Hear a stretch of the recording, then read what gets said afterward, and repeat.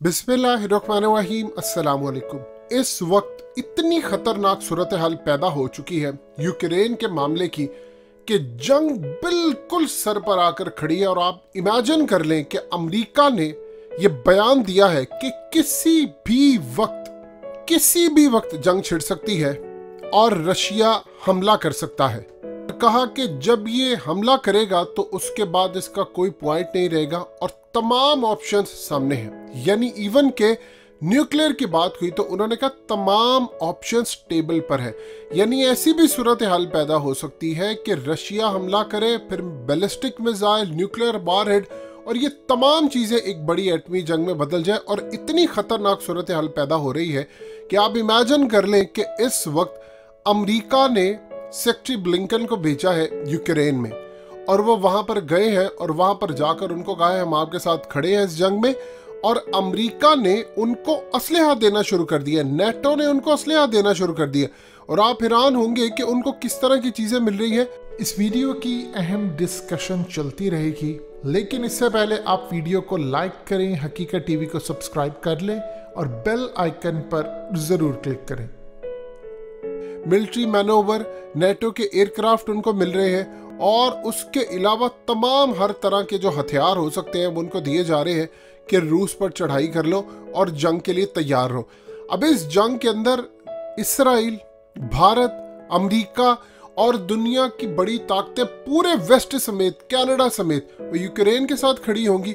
और जाहिर सी बात है पाकिस्तान रशिया के साथ खड़ा होगा और चाइना भी उनके साथ खड़ा होगा। और इंटरेस्टिंग सूरत हाल ये है, कुछ ममालिक उधर होंगे और कुछ ममालिक उधर होंगे। और अब तक की जो सूरत हाल सामने आई है वो इतनी खतरनाक है कि अब मामला इतना खराब हो चुका है कि रशिया ने वार्निंग जारी कर दी है कि तुम जो असला पहुंचा रहे हो ये किसी भी वक्त लड़ाई हो सकती है। और तैयब उर्दगान आखिरी दफा पहुंच रहे हैं वहां पर, यानी इस मसले की तबाही से पहले वो पहुंच रहे हैं अब यूक्रेन में और वहां पर जाकर वो कोशिश करे हैं कि ये जंग जो है ये एटमी जंग में ना बदल जाए, इसको किसी तरह यहीं पर रोका जाए। अब आप इमेजिन कर ले कि मामला इतना सेंसिटिव हो चुका है कि नेटो के चीफ ने कहा है कि सिर्फ रशिया है जो इस जंग से बचा सकता है। और रशियन फॉरेन मिनिस्टर और अमेरिकी फॉरेन मिनिस्टर इनकी गुफ्तगू चल रही है, लेकिन कतन कोई रिजल्ट निकलता नहीं आ रहा। और इस वक्त अमेरिका ने जो बात कही है उन्होंने असल में हिंट दे दिया है कि न्यूक्लियर हमला किसी भी वक्त हो सकता है। और आप इस सूरत हाल में अच्छी तरह समझ लें कि लड़ाई आखिरी दमों तक पहुंच चुकी है। अब रशिया ने काम ये किया है कि वो मुसलमानों को अपने साथ मिला रहे हैं। आप ये देखें कि एक तस्वीर जो आपकी स्क्रीन पर चल रही है बड़ी अहम है, इसने बड़ा तहलका मचाया है पूरी दुनिया में। अब इसमें ऐसी क्या खास बात है कि इसने तहलका मचाया है? असल में इस तस्वीर के पीछे जो चीज़ें समझने वाली है वो ये है कि एक तो इस वक्त ईरान के प्रेसिडेंट पहुंचे हैं रशिया और वहां पर जाकर उन्होंने बड़ी ज़बरदस्त गुफ्तगू की है, उनसे मामला तय हुए हैं। लेकिन इंटरेस्टिंग सूरत हाल है कि ये तस्वीर जो सामने आई है उसमें ईरान के प्रेसिडेंट नमाज पढ़ रहे हैं, वो भी सदारती महल में रशिया के। ये आज तक ऐसी कोई तस्वीर मंजर आम पर नहीं आई। आप जानते हैं कि पुतिन असल में वो एक ईसाई है, लेकिन वो बड़े रूहानियत पसंद है, वो बड़ा मज़हब का एहतराम करते हैं, मसाजिद खोलते हैं, मुसलमानों के साथ उनका लगाव है। प्रॉफिट मोहम्मद सल्लल्लाहु अलैहि वसल्लम की शान में गुस्ताखी करने वालों को क्या कमाल जवाब दिया। इमरान खान ने उनसे रब्ता किया। अब मामला ये है कि वो पूरी तरह इस्लाम का दिफा करें। और ये तस्वीर जाहिर सी बात है रशिया की मर्जी के बगैर तो नहीं निकल सकती थी। आप किसी के प्रेसिडेंट हाउस में जाकर कुछ भी करते हैं, इवन कि आप किसी दूसरे मुल्क के क्यों ना हो, आप उनकी इजाज़त के बगैर तस्वीर रिलीज नहीं कर सकते। और इस सूरत हाल में ये असल में रशिया ने पैगाम दिया है कि मुसलमान मेरे साथ खड़े हुए हैं और मैं मुसलमानों के साथ हूँ। और अगर तुम ये समझ रहे हो कि मैं अकेला हूँ तो उम्मत मुस्लिमा के बड़े बड़े ममालिक इस जंग में मेरे साथ खड़े होंगे।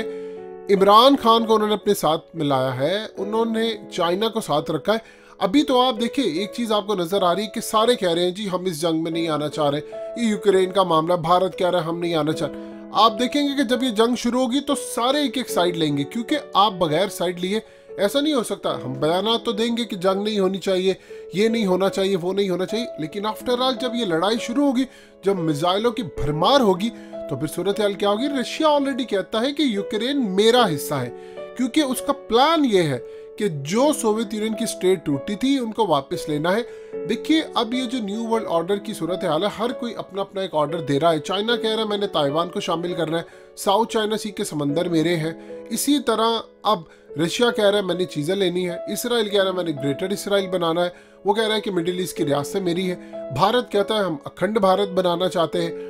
इसी तरह अगर आप देखेंगे तो पूरे खत्ते के अंदर हर कोई जा रहा है कि हम पिछली जो तहजीबें हैं, लॉस्ट सिविलाइजेशन, इवन क्या आप देखिए चाइना क्या कह रही है, जो सिल्क रोड चाइना ने बनाया है, जो इसको हम BRI कहते हैं, जिसका एक फ्लैगशिप है CPEC यानी दिल है उसका, वो क्यों कह रहा है? वो कहता है वो एंशिएंट सिविलाइजेशन में जो चाइना की सिविलाइजेशन वो रोमन और पर्शियन एम्पायर जो प्रॉफिट मोहम्मद सल्लल्लाहु अलैहि वसल्लम के दौर में थी और फिर अल्हम्दुलिल्लाह हमने उनको पाश किया था, वो इतनी बड़ी सुपर पावर्स जो थी उनके साथ जो रास्ते थे वो ये सिल्क रोड से होकर जाते थे, चाइना उनके साथ तिजारत करता था। अब वो पुरानी जगहों पर जा रहे हैं। इसी तरह हर कोई अपनी पुरानी तहजीबों को आप देख ले। इजराइल के अंदर वो क्या कह रहे हैं? वो कह रहे हैं 2000 साल पहले तुम यहाँ पर थे और तुम फलस्तीनी कहाँ से आए हो, ये तो चंद साल हुए तुम यहाँ पर आए हो, ये तो हमारी तारीख है। अब वो कह रहे हैं कि हमारी तारीख में ये ग्रेटर इसराइल हुआ करता था, ये सारा मिडिल ईस्ट हमारा है, ये यहाँ तक है मक्का मदीना को छोड़कर वो बाकी कहते सारा इलाका हमारा है। तो इस सूरत हाल में जो लेवल आ रहा है वो पुरानी तहजीबों की तरफ लौटने का मामला है। ये काम रशिया कर रहा है। रशिया ने जो काम इस वक्त शुरू किया है वो तैयार है, देखिए वो पीछे नहीं हटेगा इस मामले पर। रशिया ने कहा है कि अगर कोई भी मेरे रास्ते पर आया, उन्होंने कहा एक चीज आप गारंटी दे दे कि फिर आप यूक्रेन के मामले के ऊपर कोई ऐसी सूरत हाल पैदा नहीं करेंगे तो फिर कोई बात हो सकती है, लेकिन उसने कहा कि ये मेरा है, यूक्रेन को मैंने नहीं छोड़ना, ये किसी जरूरत नहीं छोड़ा जाएगा और तुम चाहे जो मर्जी करो। अब आप सोच ले जहां इतनी इतनी बड़ी ताकतें, यूरोप का, फ्रांस, जर्मनी, यानी उसके बाद आप देख ले अमेरिका, इसराइल, कनाडा, यूके और दुनिया की सारी बड़ी ताकतें एक तरफ है। अब यहाँ पर सूरत हाल ये है कि अभी तक तो चाइना के ताल्लुकात यूक्रेन से बड़े अच्छे हैं, वो चाह रहे हैं कि लड़ाई ना हो, क्योंकि ये लड़ाई होगी तो उसके बाद जाहिर सी बात है चाइना भी कूदेगा, रशिया अकेला तो जंग नहीं लड़ेगा। अब यहाँ पर वो चाह रहे हैं कि मामला ना हो इस तरह। अब वो कह रहे हैं कि जी हमारे ताल्लुकात तैयब उर्दुगान आखिरी दफा पहुंच रहे हैं, यानी ये आखिरी सूरत हाल पैदा इसलिए हो सकती है कि या तो इसके बाद जंग ठहर जाएगी या फिर ये जंग के लिए आप तैयार हैं। और एक दफा याद रखिएगा, दुनिया के किसी कोने में भी लड़ाई शुरू होगी। आप देख लें इस वक्त सूरत हाल क्या है मिडिल ईस्ट के अंदर। अब इस वक्त इसराइल ने भी यूएई को कह दिया है कि हम पूरी दुबई की और पूरे यूएई की, शारजा समेत यानी जितनी 7 रियासतें हैं उनकी सिक्योरिटी टेक ओवर कर सकते हैं। हम इंटेलिजेंस भी, हम आपकी एयरफोर्स और ये वो सब कुछ हम देने को तैयार है। आप कुछ करें और बताएं हमें। वहां पर एक अलग टेंशन है, यूक्रेन का मामला अलग है, पाकिस्तान का इंडो पैसिफिक का अलग है इंडिया के साथ, और उसके बाद आप देख ले साउथ चाइना सी में, यानी ये सारे जितने महाज है आपको लावा पकता हुआ नजर आ रहा है। सही कहा था एक शख्स ने और एक इंटेलेक्चुअल ने, एक इवेंट चाहिए, सिर्फ एक इवेंट, जिसके बाद आप देखेंगे कि पूरी दुनिया अजीबोगरीब जंगों में मुब्तला हो जाएगी। और जो मामला इस वक्त है कि वहां पर हथियार पहुंचाए जा रहे हैं, लड़ाई हो रही है, तो इस सूरत हाल में आप इमेजिन कर सकते हैं कि मामला किस तरफ जा रहा है। एक काम हो सकता है जिसमें मामला सारे बैठकर हल हो सकते हैं। देखिए यूक्रेन को अगर आप पार्ट बना देते हैं बातचीत के साथ, और गारंटी भी ली जा सकती है कि कल को वो फैसिलिटीज मिलेंगी तमाम ये वो, लेकिन वो तैयार नहीं है। अगर ऐसा कोई मुआहदा हो जाता है तो शायद सूरत हाल की बेहतरीन नजर आ जाए, वरना दोनों ताकतें पीछे हटने को तैयार नहीं है।